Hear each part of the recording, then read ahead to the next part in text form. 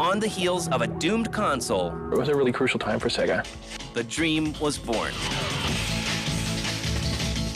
And they really wanted to get back into the race, so they put out the Dreamcast. It survived an executive shakeup So we had a parting of the ways, and I left the company. and saved a company. Retailers started calling us in week 2 and 3 saying, we're out of stock, we're out of stock, we have to have more hardware. People are banging down our doors. But the dream was short-lived. And then it just stopped.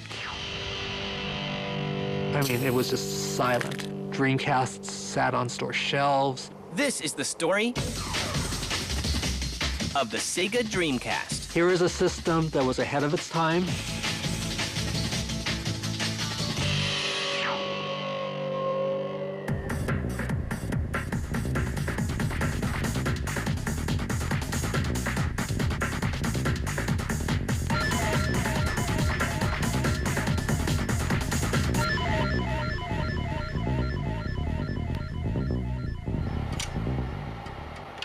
In November of 1994, Sega launches its Sega Saturn in Japan. At the time of conception, it was going to be basically just a really souped-up 2D machine with a little bit of hardware devoted to 3D. And once PlayStation announced their specs and it was going to be this full 3D machine, I think they went in there and kind of retooled it in a hurry, and it probably wasn't as efficient or as powerful as it probably should have been. Ha ha! So you made it this far, huh? It actually went quite well in Japan, and Saturn had a long lifespan in Japan. Thanks to strong arcade ports like Sega's Virtua Fighter series, the Saturn sells 5.8 million units in 3 years. In Japan, Virtua Fighter is a phenomenon beyond anything we could even compare it to in the United States. I mean, nothing compares to how big it is there. And the idea of bringing that home and being able to play was a very bold, intelligent move on their part. In Japan at this point, the arcades were still hot.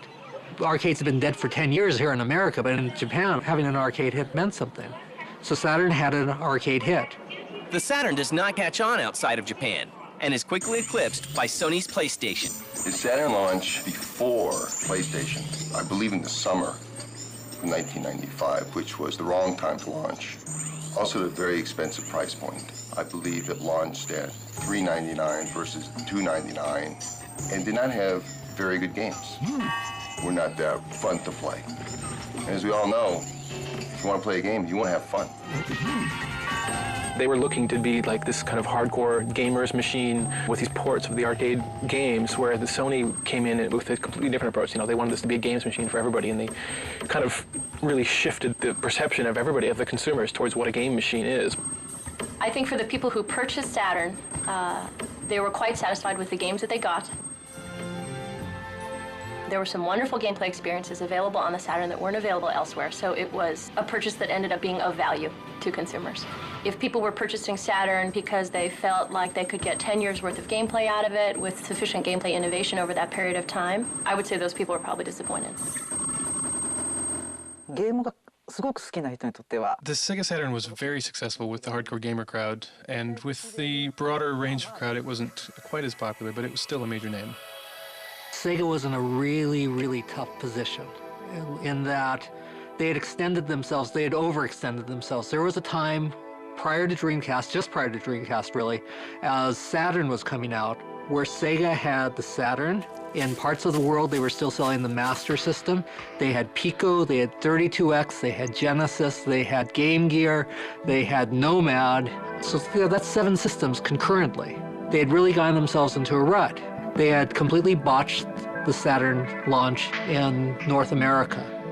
I believe if we look at Saturn, it was a system that shouldn't have been launched. It was too difficult to develop for, therefore the games were not fun and the games weren't there. This is not about hardware. This is about software.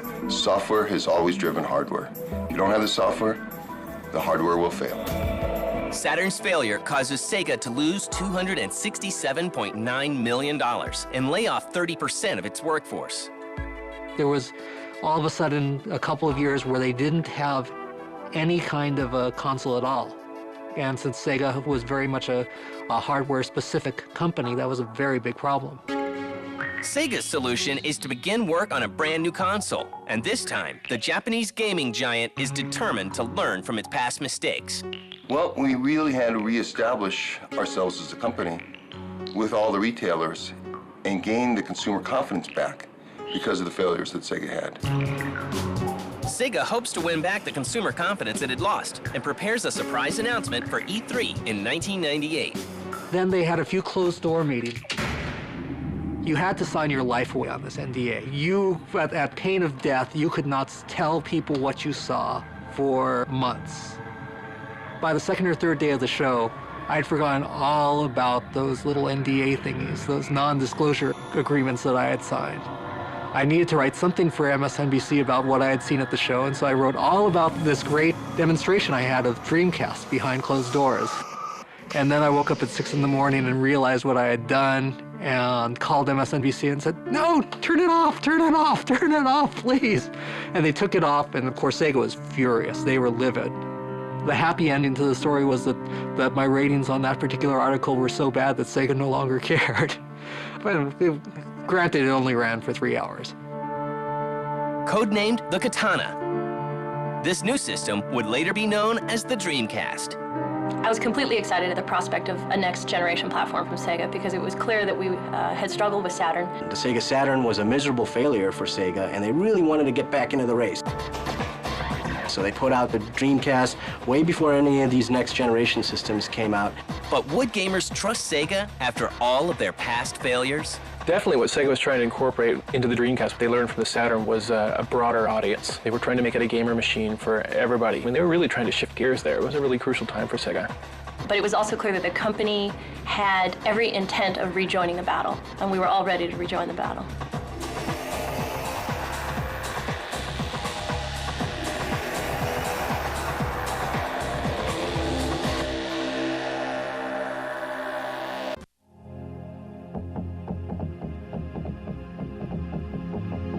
On November 27, 1998, the Dreamcast is made a reality to the Japanese gaming public.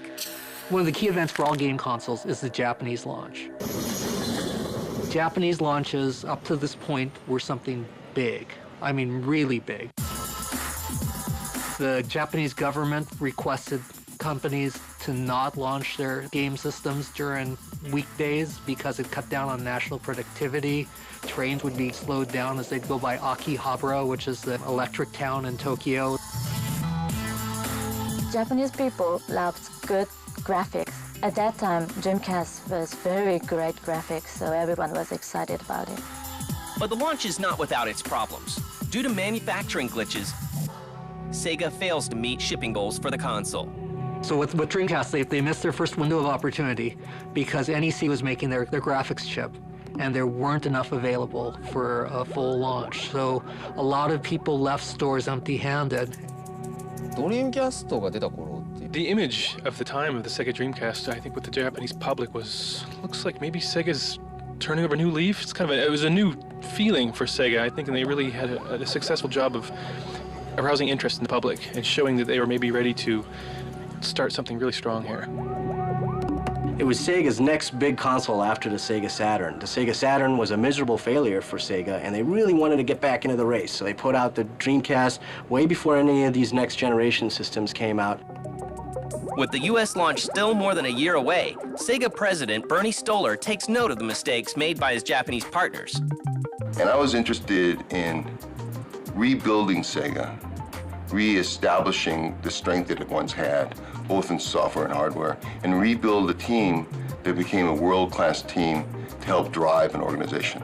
And that's what I wanted to do, and I believe that the team did that. It's not about one individual, it's about a team. What I can say about Bernie Stolar is that he did a lot of things really, really right.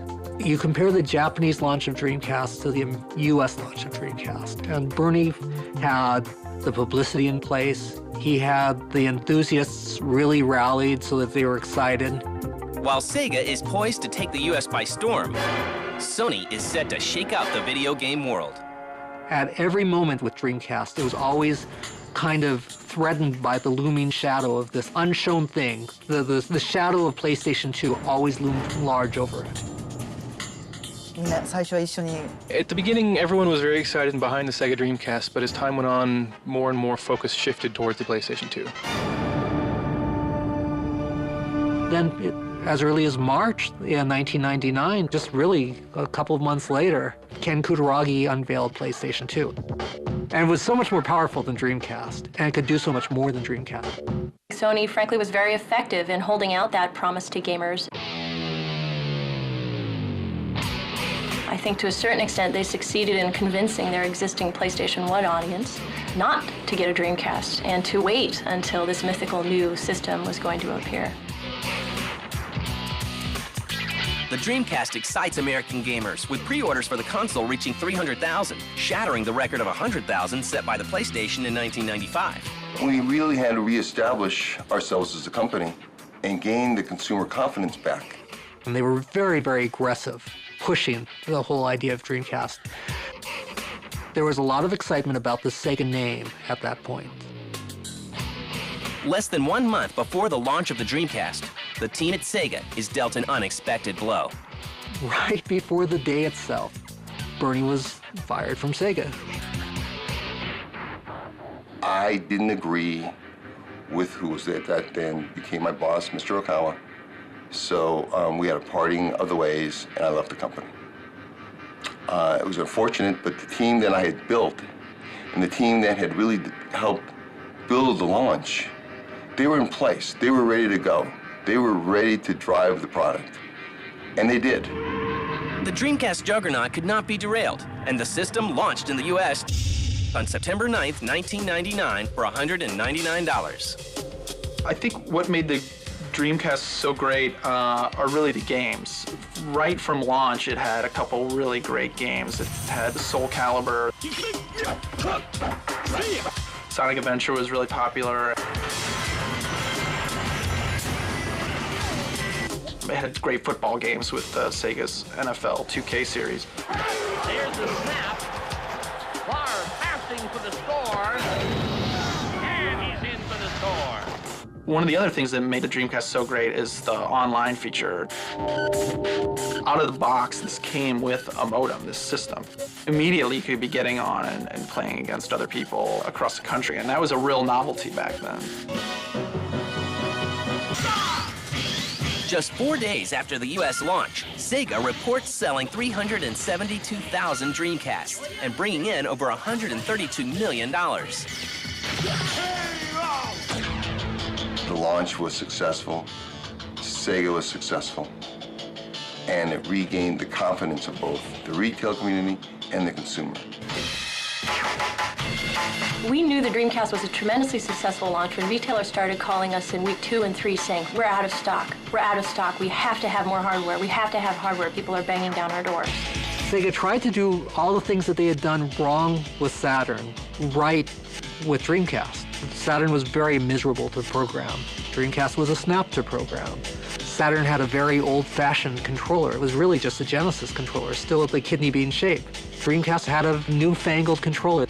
They really looked and tried to do everything different. And that side of things was really good. But would it be good enough to hold off the PlayStation 2?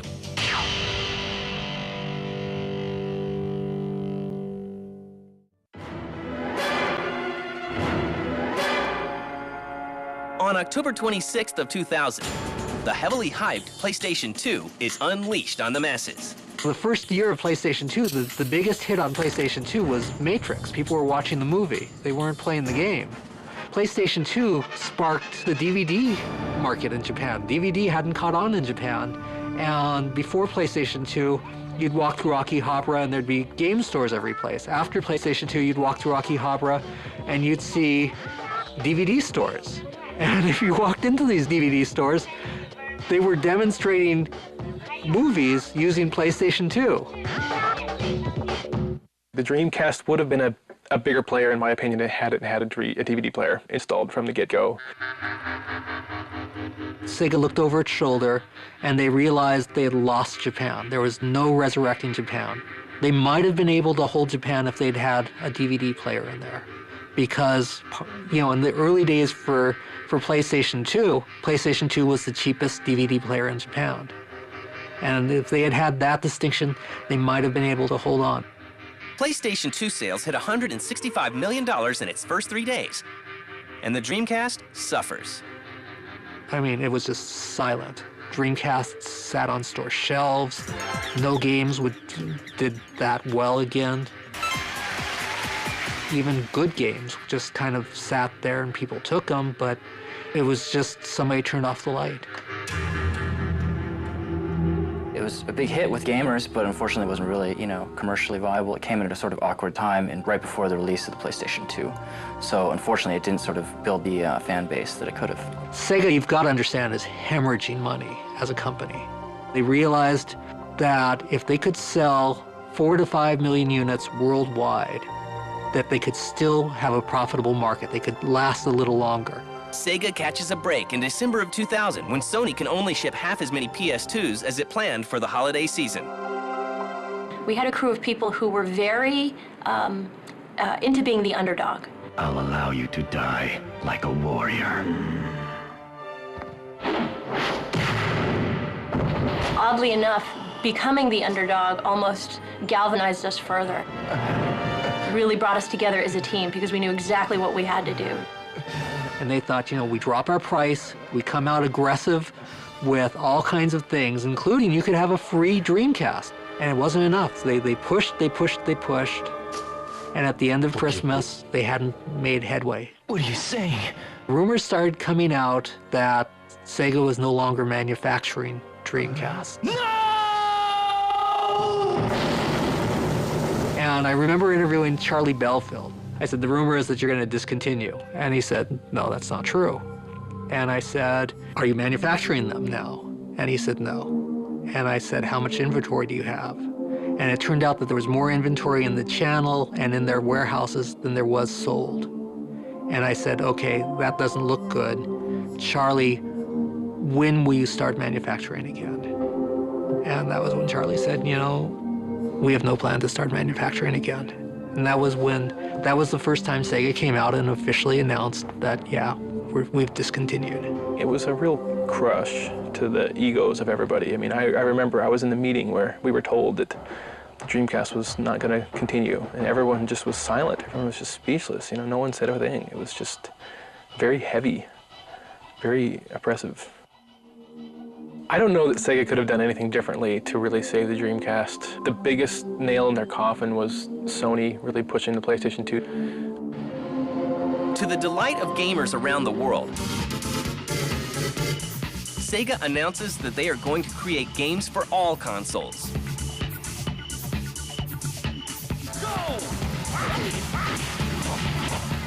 I think it was a time where Sega really had to address itself and say, are we going to now just be a software company? And if we are going to be a software company, is the team that we have here going to be one of the best organizations to build great software? Because that's going to have to be our focus. Come on, let's begin. And that's going to have to be our drive. And that's how we're going to be able to survive. Go! So when Sega said that they would no longer be hardware specific, there was a lot of excitement. They really were the belle of the ball. Microsoft, for their Xbox console, got Sega to promise them Panzer Dragoon. A beautiful game. But Sony turned around and they had the Virtua Fighter series locked up for themselves. That was the arcade hit, and that was the bigger seller. Especially in Japan, that was a big seller. Virtua Tennis. There was a very committed Sega fan base right up till the end of Dreamcast that very much appreciated the Sega style of gameplay. As we transitioned from a hardware company pushing the Dreamcast platform to a software developer, we were able to successfully convert the Sega fan base to other hardware platforms via our games. We were able to explain to gamers, yeah, you can still have your jet grind radio, but it's just going to happen on these other platforms, but we promise you it'll be the same exact wonderful gameplay experience. And Sega gamers came along with us. But the Dreamcast will live on in gamers' hearts and memories. If you picked up a Dreamcast, you were holding something that felt like a gamer's machine. It felt like it was made for games. Without a doubt, the Dreamcast showed the world that online gaming was possible and fun and interesting on console. So there's no question, with respect to online gameplay, Dreamcast will be remembered forever. Dreamcast was something special, mostly because, you know, it came from Sega. So the games that really were released with it, especially at the beginning, were some of the best games of the last generation, or even this one. I've been in this industry a long time. I've seen a lot of hardware companies come and go. Dreamcast will always have a position in this industry from a historic standpoint. Because it did so well in the first 2 years that it was there, it really established itself. Here is a system that was ahead of its time. People who owned a Dreamcast in 2000 and 2001 were probably a lot happier than people who owned a PlayStation 2. Because there were a lot of great games for Dreamcast. I think that it will go down in history as one of the more desirable systems.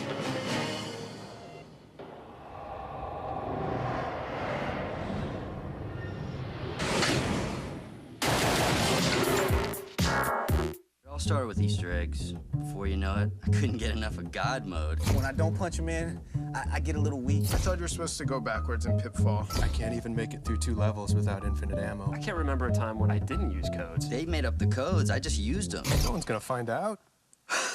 Get the latest cheat codes and walk-through strategies for Grand Theft Auto San Andreas. Right to homie to see if you got what it takes. Cheat season premiere, January 18th at 10 Eastern, 7 Pacific.